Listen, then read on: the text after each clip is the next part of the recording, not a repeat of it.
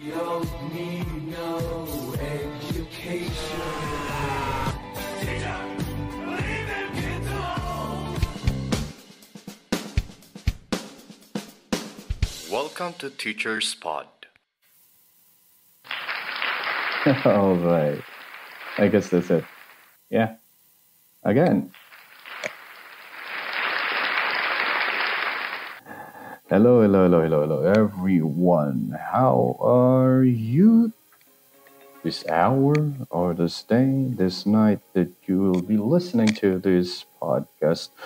Welcome to page 16 of Teacher's Pod, the podcast dito lang sa atin sa Pilipinas kung saan pwede kayong mag-share ng inyong mga opinion tungkol sa daigdig ng mga guro. At titiyakin natin na ito ay safe. Walang mangyayari sa atin. Ay, kasi nga walang nakikinig. Ayan. Okay. So, once again, magandang oras sa ating lahat.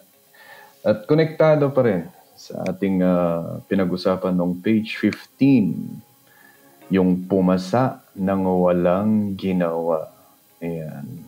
So, bale, ang ginagawa ko lang dito is hindi na ako nagma-marketing ng mga listeners. Kung nakita ko kanina, actually, yung page 16 natin is wala pang nakinig.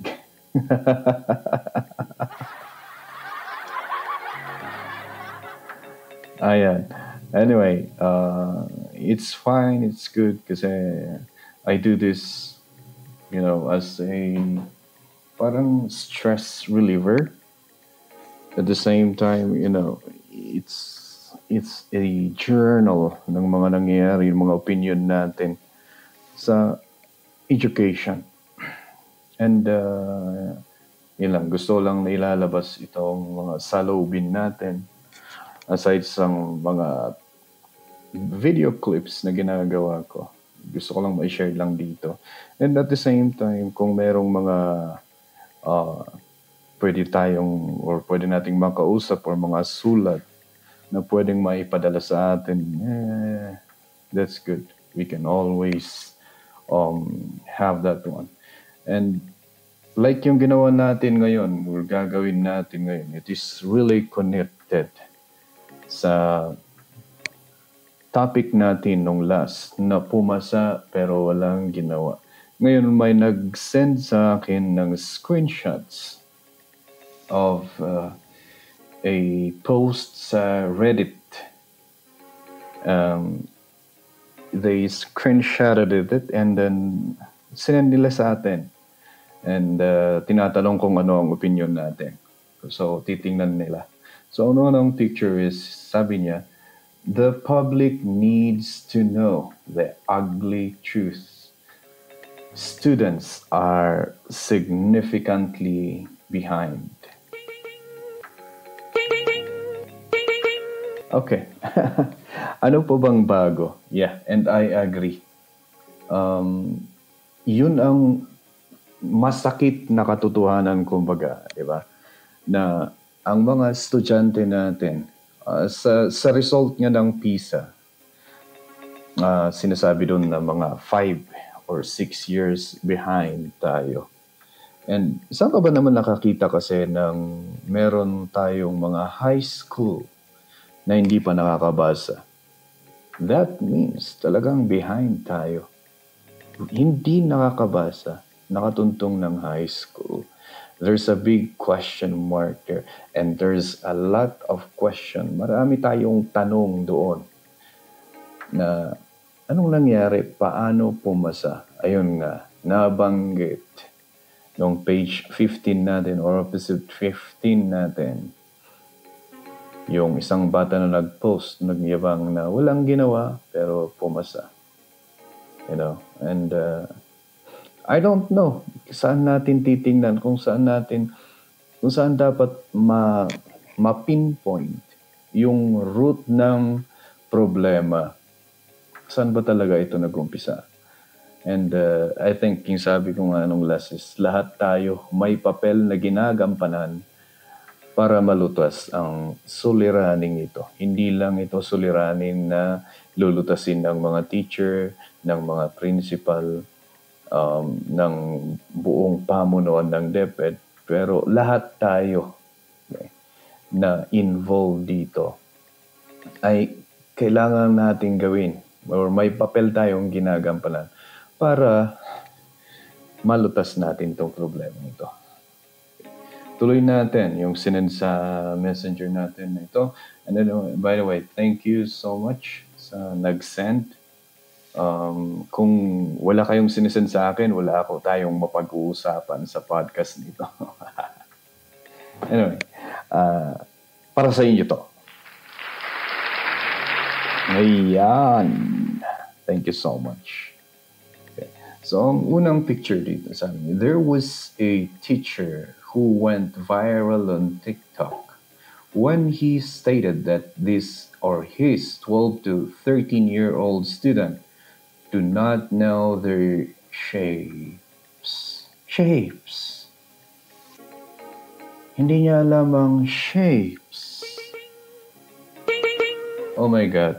Oh yeah. Tuloy natin. It's horrifying, but it does not surprise me. I teach high school. Age range 15 to 18 years old. I have seen students who can do the following. So, sa kanya, kasi teacher high school siya, hindi na nakakagulat. Marami na siyang na-encounter. And base sa kanyang mga experience, ito yung kanyang na-encounter.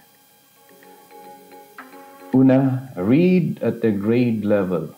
Some come into my classroom at 3rd or 4th grade level of reading.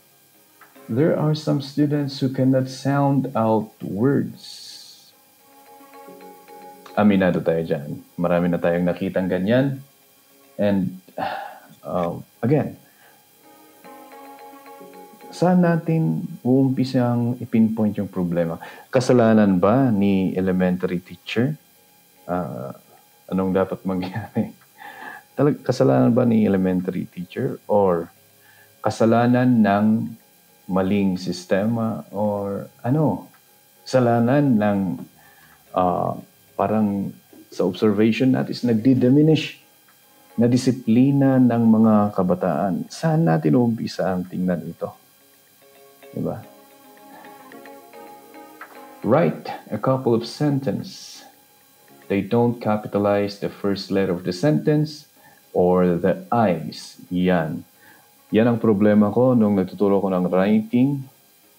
Paulit-ulit, pabalik-balik, mula sa pinakamatalino hanggang sa pinaka ng hihirapan, capitalization, yung tamang pagsulat, wala, as in, zero. Kaya, namumroblema din kami. Kahit kailang ulit nating pabalik-balik, wala talaga. And, parang, paano ba natin ito may-describe? Parang nandun na yata sa isip ng mga bata na kahit hindi nila sundin yung pinapagawa ni teacher, ay parang wala lang sa kanila eh. Unconsciously yata is alam nila na pumapasa sila. Ano kaya sa tingin nyo, Na parang unconsciously alam nila na, di bali, papasa rin naman ako. Yan. Siguro hindi nila nasasabi yun, kaya lang sa loob nila, sa kaloob-looban nila, alam nila na talagang papasa sila. Okay? Kasi paulit-ulit, naha-high blood na rin ako minsan. Especially writing sentences. First letter. Meron pa ngang time magsusulat ng sentence. Sometimes walang subject. Ganon. Walang punctuation. Walang tuldok. They also don't add punctuation. Tama. Experience ko rin yun. Yung I, small letter, always sinasabi ko yan, Palagi yan. Okay. Now, ano bang grade yung tinuturuan ko? Grade 6 po.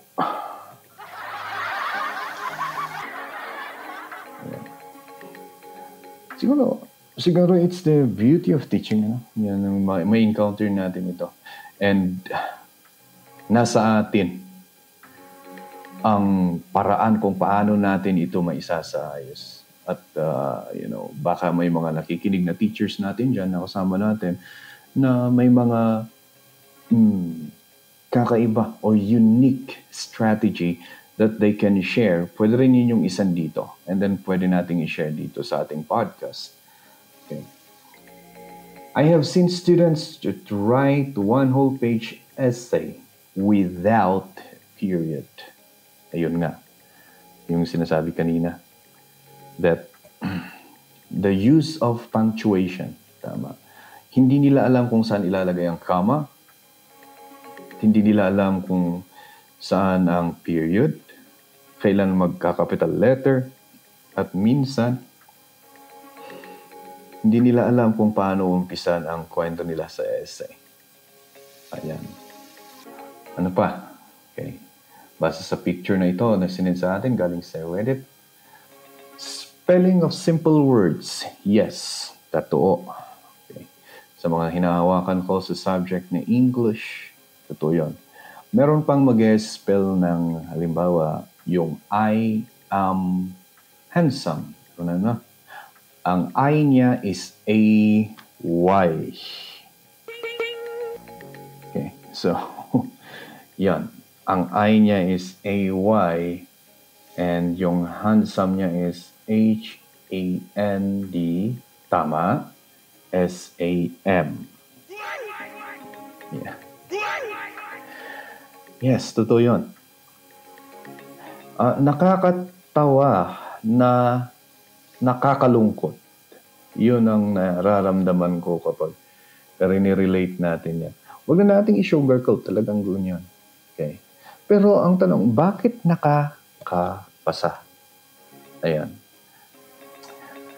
Ito pa. Add or subtract double digits sa math naman yan. For example, they can't solve 27 minus 13 in their head. Kasi meron doon sa math part naman, pero sa multiplication ito. Pero tama yan, they cannot solve those simple numbers in their head. Kasi nga may mga pundits or experts kasi na nagsasabi na hindi daw magandang pinamemorize yung, for example, sa multiplication, yung table of multiplications natin, hindi raw magandang pinamemorize. Sa akin naman, pero sa akin tahimik ako, pero ngayon sa podcast na lang natin ilalabas. Bakit hindi mo ipapamemorize? Sa lahat naman ng ginagawa natin in order to learn, dadaan tayo sa stage ng memorization. Yun lang tanong ko eh.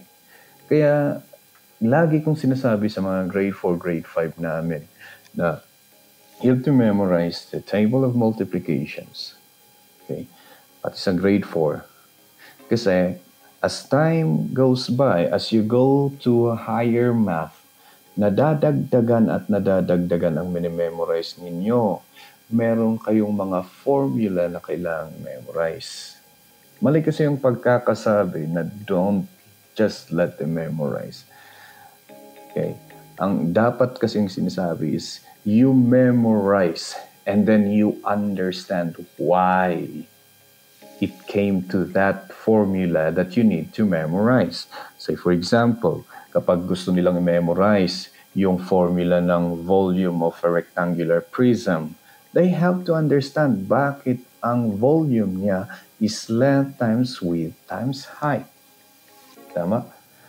You have to understand. But first and foremost, talagang dadaan sila sa i-memorize talaga nila yung formula. Then sooner or later, here comes yung pagkakaintindi kung bakit ganon ang nangyayari. Yung relation niya into a real, actual situation. Yun siguro ang nawawala eh.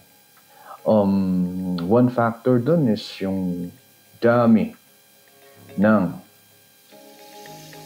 curriculum or ng mga competencies na kailangan nilang tapusin.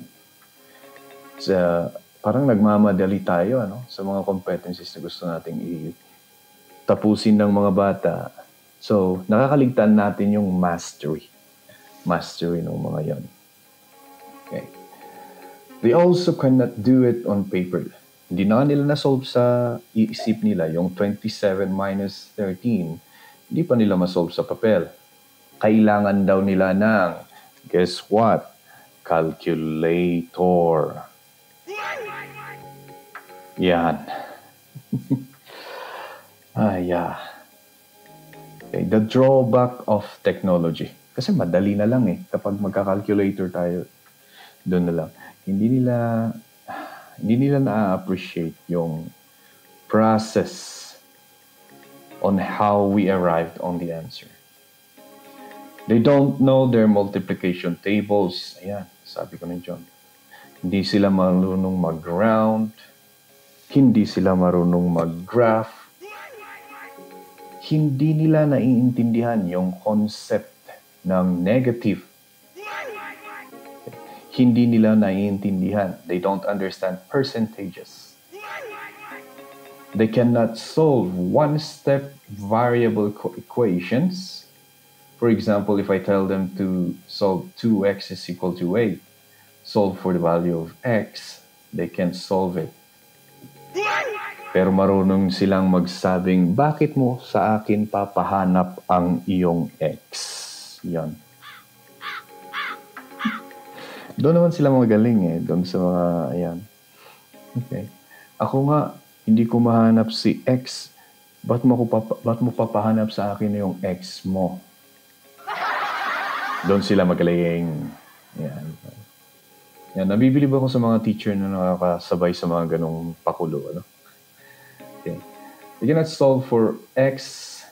They would subtract by 2 on both sides instead of dividing it by 2. Ibig sabihin, hindi nila alam yung mga rules on math. Isa pa, they don't know how to take notes. And I'm hoping yung mga dumaan sa akin na estudyante kasi talagang I make it a point that I will check their notebook kung may na-take notes sila sa kanilang notebook. May time na magpapakopy ako, may time na I'll be giving parang kumbaga semi-lecture and then gusto ko mag-take notes sila. Of course, with the aid of mayroon tayong PowerPoint dyan. And then, I will help them. Kapag sabi nilang, wag muna sir. So, hindi ko na i-flash ko lang muna yung naka-flash na material so that they can copy or they can write something on their notes. The problem is, may mga bata na kinokopya na lang yung notes ng kanilang katabi. Kinokopya na lang kung ano yung makita nila sa PowerPoint. And wala silang basic knowledge on outlining. Yan. Talagang natututunan natin yan sa elementary.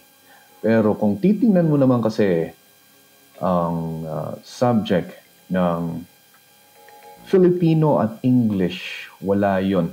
At the same time, kung meron man mabilis pahapyaw lang, and they will be moving on to the next topic. At saka napakagulo ng structuring ng curriculum ng Filipino at English sa elementary. Nakakainis din ituro kung minsan. They cannot follow an example. They have hard time transferring the patterns that they see in an example to a new problem. So, nagbigay ka ng problem. So, sa math, yan, tutuulit yon. Tama yon. Talagang hindi nila alam. Ayun. Sino ulit ang sisihin? Sa elementary ba? Okay. Bakit hindi kasi tinuro ng teacher? Hindi ba nagtuturo yung mga teacher ng elementary? Oops. Take note. Elementary teacher din po ako. Nagtuturo po kami. Kaya lang, ngayon, There are things that we need to talk courageously in order to, solve this problem. Walang research skills in high school daw. The phrases they use to Google are too vague when they search for information. For example, if I ask them to research for 5 types of chemical reactions, they will only type reaction. Ayan, in Google. When I explain that Google cannot read minds and they have to be very specific with their wording, they just stare at me confused. So hindi nila alam. Okay? But even if the search phrases are good, they do not click on the links. They just read the excerpts Google provided them. If the answer is not in the excerpts, they give up. Yan. Basic research skills. Wala sa kanila. Ayan. Yung mentality siguro na na-develop, nakikita ko ditong dahilan. Okay? That gusto nila ng instant agad. Kaya kung ano lang yung nag-prompt na ibinigay ni Google, so hindi nila click yung link to read thoroughly kung ano yung mga informasyon na nandun sa hinahanap nila. Okay? Walang thorough researching. Okay? Very, very shallow research skill. Okay? So, saan natin uumpisan yan? Okay? Laman natin mamaya. Ano pa? Just because they know how to use their phones does not mean they know how to use a computer. They are not familiar with common keyboard shortcuts. Yan. That's a very common problem, lalo na sa mga far-flung areas. Yeah. Meron naman tayong subject sa EPP or TLE about the parts of computer, but sometimes tinitingnan na lang sa libro, though may effort ang ating DepEd na mag-provide ng mga computer for all students so they can, or all schools in the country, para makatulong naman sa pag-aaral ng mga bata. Okay. Kung nung nangyayari at bakit meron pa rin ganito, hindi natin alam. Siguro yun yung mga schools na hindi pa rin nabibiyayaan ng mga DCP Pro or DepEd Computerization Program. Okay. They also cannot type properly. When I was in private school as early as grade 3, meron na silang typing lessons. At doon din ako nag-improve ng mag-type. Because take note, when we were in college, hindi naman sa katandaan, bata pa naman tayo. Kaya lang, when we were in college, we also have computers, pero nakikita lang din namin, medyo takot pa kami doon maghawak ng computer. Hindi, totoo lang.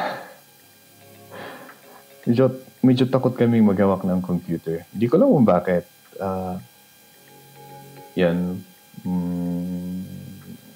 Siguro, due to ignorance. So, natuto lang ako mag-computer noong nagtatrabaho na ako, na nakakuha ako ng laptop. And then, of course, dahil laptop mo yun, explore mo na. Yun, doon na ako natuto. And then, nung nagturo na ako, ayun, merong basic keyboard typing sa grade 3. Yan. Sa grade 3. So, ayun. Yun nga yung kailangang sumabay ako sa kanila. And of course, yung mga nasa private school kasi is medyo advanced din sila. Kasi tutok din. Ang ibig sabihin na advanced is madali silang nakaka-catch up. Hindi ibig sabihin na matalino sila. Pero ang ibig sabihin is yung mga parents kasi is talagang tinututukan yung mga anak nila. Okay? Tatanungin ka pa minsan kung bakit wala silang assignment. Yun ang culture sa private schools. I think most of the private schools. Ayan. Some students type using their index finger. Yan, nakita ko rin yan noon may mga nagtatype na ganyan. These are just some of the things I can name at the top of my head. I'm sure that there are a few that I missed here. Now, as a teacher, I try my best to fill in the gaps But I want the general public to understand that when the gap list is this big, it is impossible or nearly impossible to teach the curriculum efficiently. Tama po. Okay. We also, sila sa high school, mas malaki yung gap na nai-experience nila. Ngayon, kami rin sa elementary, especially on the higher grades already, na medyo ano na nga rin kami parang nahihiya na rin kami. Especially if they are in grade 6 and then they still cannot read. O meron tayong mga reading programs. Sa school namin, ang sipag ng principal namin, may mga na-launch na yung mga school banner, yung mga projects to mitigate yung effect ng pandemic. Focusing on numeracy and literacy sa reading. And we do that every day, 12:30, just to mitigate, just to lessen the gap, and still kulang pa rin. And, yung sinasabi ko kanina, yung talagang kailangan din ang parents, yung tulong ng parents. And of course, meron naman. Okay. Na tumutulong naman sila. And tama siya nung sinabi niya na it's nearly impossible to teach kung ano yung laman ng curriculum. Okay. Kung titingnan natin, saan ba talaga nanggaling ang problema? Okay. So maraming factor. Okay. Tingnan natin sa unang-una is yung design ng curriculum natin. Inamin na ng pamunuan ng DepEd na too congested. Masyadong maraming competencies. Okay.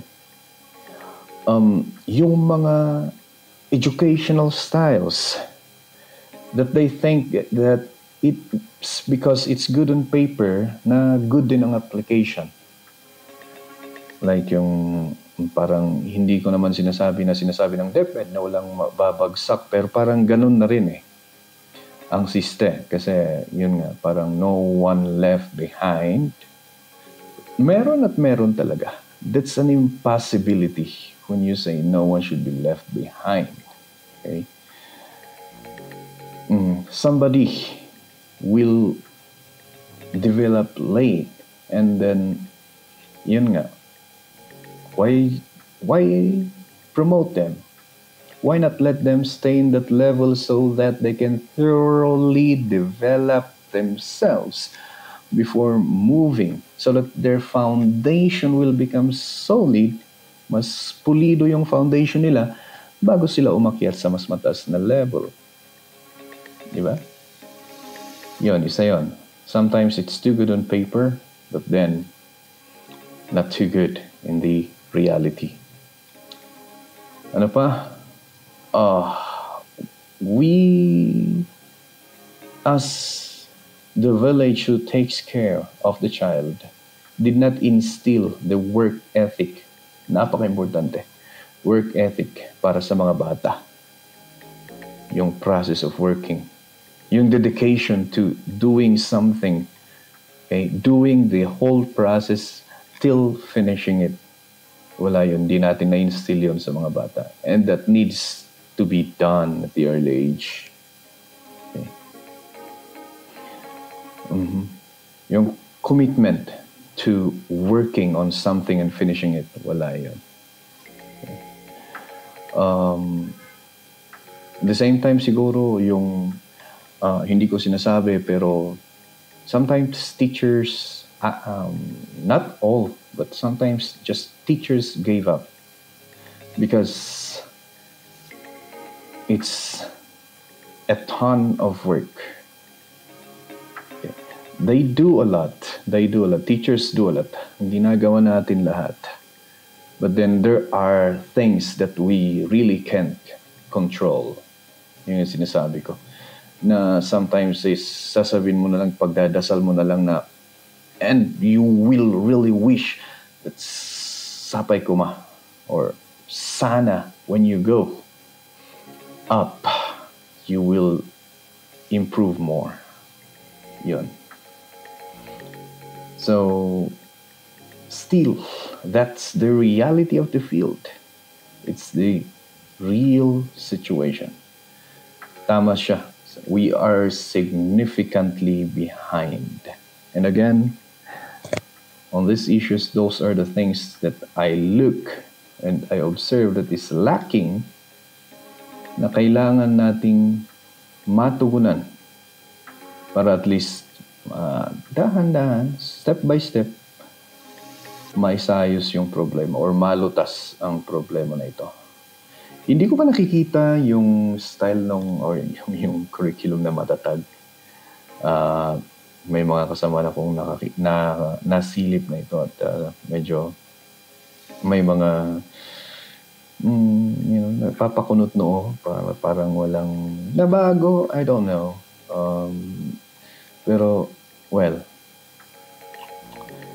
sana it will give a little bit of improvement sa kalidad ng edukasyon sa ating bansa. Ayan. So yan siguro para sa oras na ito sa ating Teacher's Pod, page 16. Yan. Lumagpas na tayo sa oras. Okay, natapos na naman ang 30 minutes. Thank you so much for listening and I'll be seeing you on the next page.